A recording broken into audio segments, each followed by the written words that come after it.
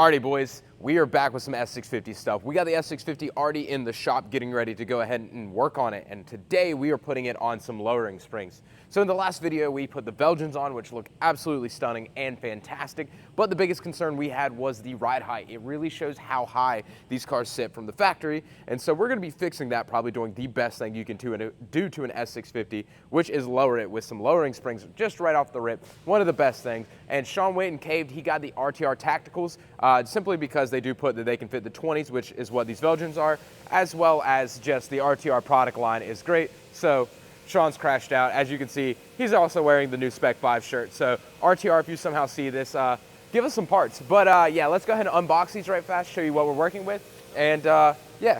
And a signature. Oh yeah, I get a signature too now. and today he also went and got Steve Selene's signature on the dash of the S650. So also it's got Steve Selene's signature on the S650. But yeah, let's go ahead and unbox these RTR Tacticals and show you what we're working with.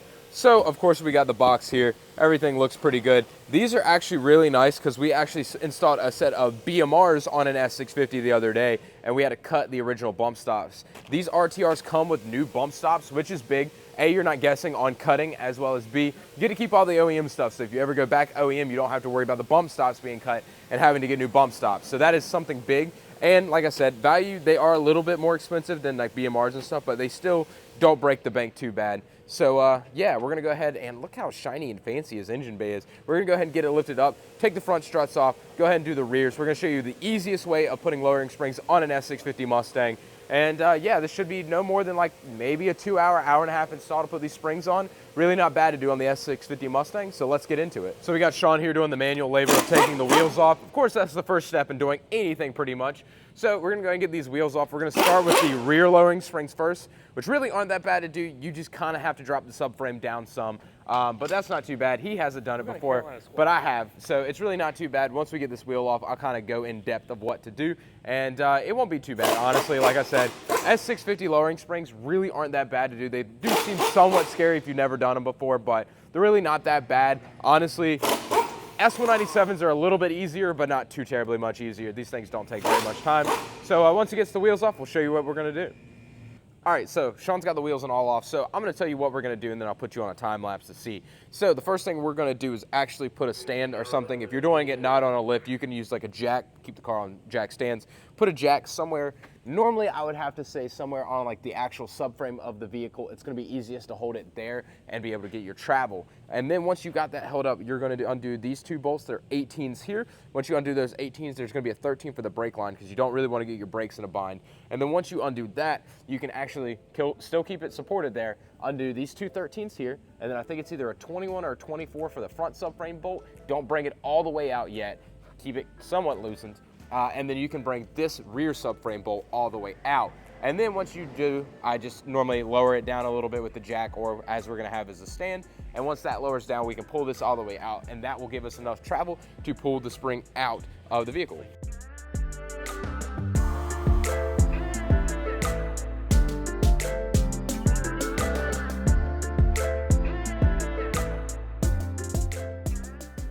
Alrighty, so as y'all saw, I did go ahead and get all those bolts pulled out from that rear subframe. So that's back portion. This is going to be the front portion here. I was able to pry down with the pry bar on the actual control arm. I used it, the leverage against the actual front ear of that rear subframe to then get everything pushed down just enough for me to just grab the spring. I was able to rock it back and then pull it straight up and out. I've got it pulled back right here. As you can see, you've got the RTR logo facing upwards, and I just swapped over the spring perch itself from the old spring over. But you can see just how much tighter they are, as well as the fact that they are about almost an inch shorter, as these are also a 0.8 inch drop for the rear. So I'm gonna go ahead and put everything back on the time lapse and get the new spring in. So another thing too, before we finish up, is gonna be the bump stops as well. On the car that we did BMR springs, we actually had to cut the bump stops to make them fit, as you have to cut them as you're going to be lower. One really nice thing about the RTRs is they come with a brand new bump stop already shortened by the amount that it needs to be shortened for, whichever size springs you're going with. So it's just taking the 15 nut off the top of the back of the strut case, and then just essentially just swapping your bump stop in. So I'm gonna go ahead and get that done. and then we will be getting that spring in and everything back up.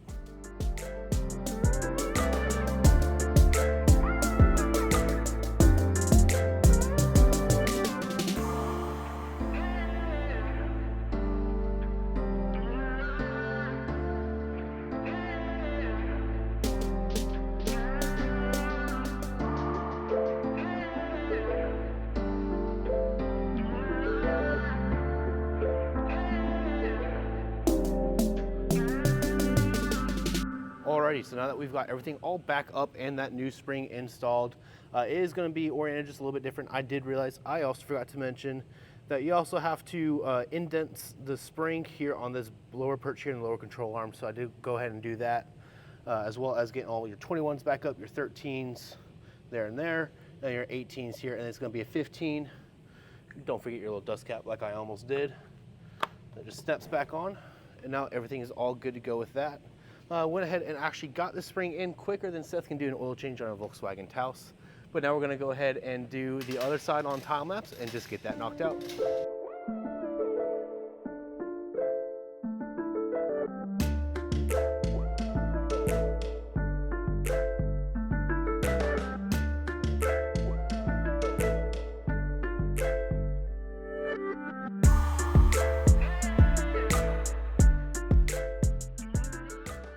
And just like that, here about 30 minutes in, we've already got both rear springs completely replaced. Everything's all buttoned backed up.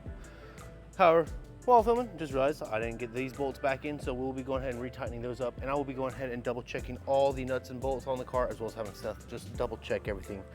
Make sure I didn't miss anything, but that's gonna be both springs on the ground already, with the new ones already up and in the car. So we're gonna go ahead and now move on to the fronts. All right, so Sean has been absolutely cranking this thing out while I've been working on other things, but he's getting ready to start on the front. And so with him starting on the front, he's gotta go do something, so I'm gonna explain. So step one on the front is we're gonna rip these big old Mustang Brembos right off the front, pull the caliper off and everything like that.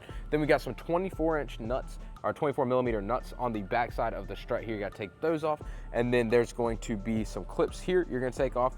You're gonna have to hammer these studs out. So once you pull that nut off, the stud is actually splined into here. So you're gonna have to take a hammer and hammer these out. They're gonna shoot out that way. And then there is an 18, I think, right there for the sway bar. We're gonna yank that off, and then it should be all good pretty much to come apart, because we'll have this off, the strut and all this stuff will be out of the way, and then up top, it's just some 15s, and then we can drop the strut right on down, and it will allow us to get it out, and then go ahead and get it into the spring compressor, which is kind of the sketchy part about doing lowering springs, but once you've done it a few times, it's really not that bad.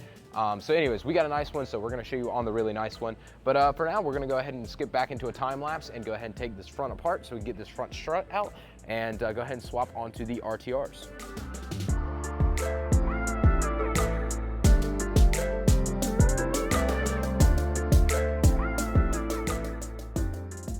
Alrighty boys, so now we've got the spring out of the car, the strut out of the car. Sean is actually cranking away at this thing pretty quickly.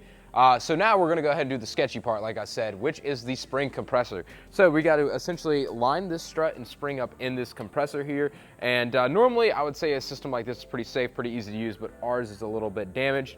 So it normally does it a little bit crookedly. So we're gonna go ahead and get the strut in there into the compressor. Go ahead and start compressing the spring down so we can take the top nut off of the strut, and then that should allow the strut to come out, and then we can loosen the tension on the spring without causing any damages or anything like that. I've seen people do this with lifts, a bunch of different things. Normally you could just rent one off the auto parts store, just a simple compressor style tool, and it works great, but just be safe, be careful with this. This is a very important step.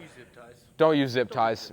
But yeah, we got the RTR one in, and as you can see, this one also does come with the little bump stop thing that's shortened, and so that's gonna actually just slide in. You're gonna see once we take everything apart. It's actually super easy to do. Like I said, it's great. We don't have to cut anything with the RTR stuff. But anyways, let's go ahead and get it in the compressor and go ahead and start compressing the old spring and getting the new one in. Alrighty, so we got it somewhat lined up. Like I said, our machine is just a touch bit sketchy, but we're gonna go ahead and compress it down like this. Essentially, we got compressing arms on the spring. Gonna compress the spring down quite a bit.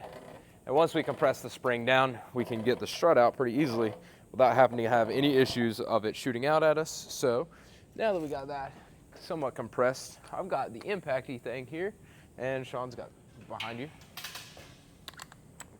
We got this, and this allows us to, see as it spins right here, this is how you know there's no tension on it.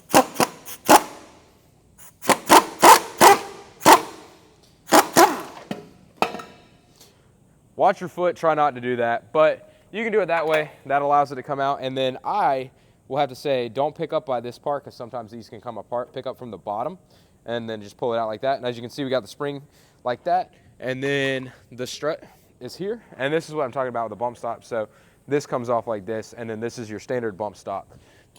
And this is the RTR. So you can see it's quite a bit shorter. What we'll do is we'll just pop that one off there, keep that for later, slap that on there, and then now you have the new shortened bump stop ready to go. And now we just have to decompress this spring, take it out, compress the RTR spring, and put the strut assembly back together. Not too hard at all. Alrighty, so I got the new strut assembly starting to go together. So what I did was, like I said, we got the bump stop in and everything like that, compressed the new spring on the compressor. So then I just lifted the strut up, making sure to align everything. So if I come around to this side here, you can see the end is there, lined up there on the bottom side of the spring, and then the top side, I just went off the indentation that was on this. This, I think, is pretty universal up top, but it's good to just line it up where it was on the original thing. The RTR logo, if I can find it, is facing upwards, so you can read it normally like that. So you can see the RTR logo is like that, and everything reads upwards. So went ahead and got that nut threaded on there. And so all I got to do, tighten it down, release some tension. Normally, sometimes you got to put a little tension on it to tighten everything down.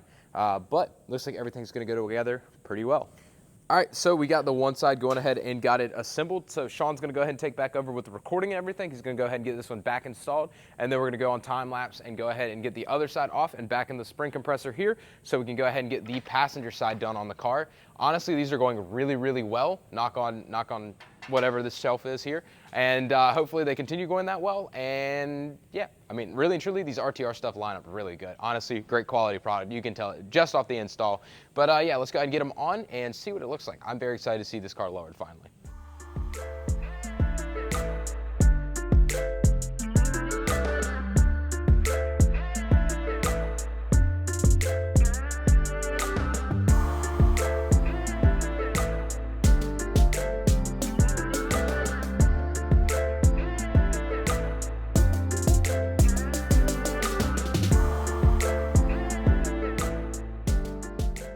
Alrighty, so Sean just got done putting all the lowering springs on the car. So we're gonna go ahead and get everything all wrapped up as far as getting the wheels and stuff back on, but we're actually getting ready to film another video in the meantime, which is this wonderful RTR lip. So if you want to continue watching the build, we're putting RTR stuff on it, pretty much doing the front lip, side skirts, and everything like that, but that will be a later video. But anyways, we're gonna go ahead and get these wheels on it, get it lowered down, and show you what it looks like, so y'all see the RTR lip first.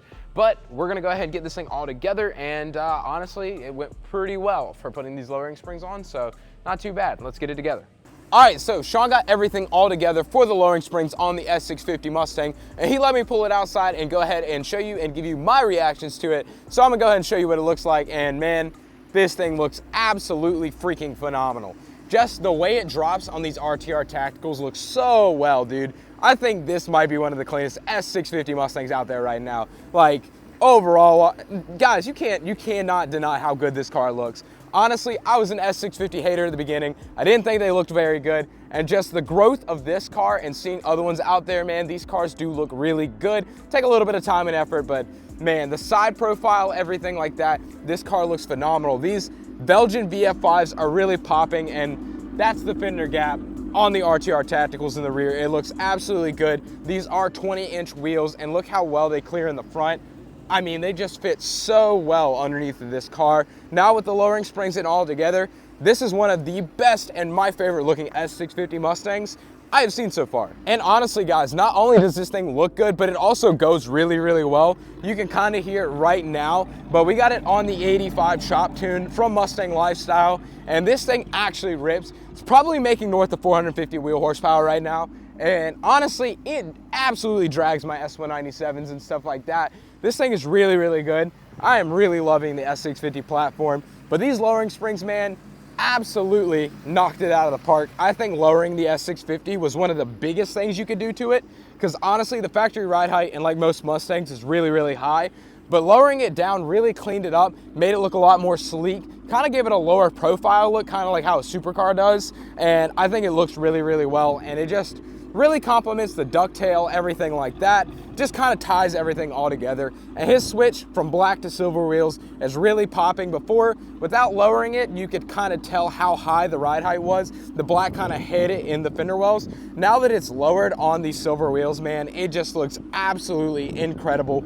Matches all the stickers, everything looks good. The blue filters, the blue lid, everything in the engine bay looks great. All of this looks absolutely insane on this car.